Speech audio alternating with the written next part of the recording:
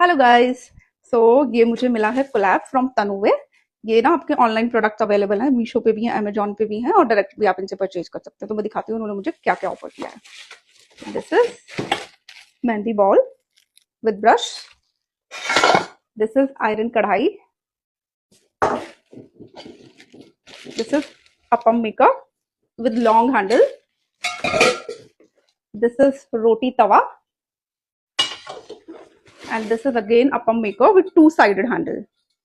Awesome, quality is awesome of all the products. Iron है तो iron कैसे अच्छा होता है कि वो फूड के लिए तो होता ही अच्छा कि मुझे बना रहे हो तो न्यूट्रिशन हमारी बॉडी में जा रहा है, प्लस उसका ना वेट बताता है आयरन का, तो बहुत ही अच्छा वेट है, बहुत ही अच्छी quality, really awesome. And this herbal oil from तनुवे।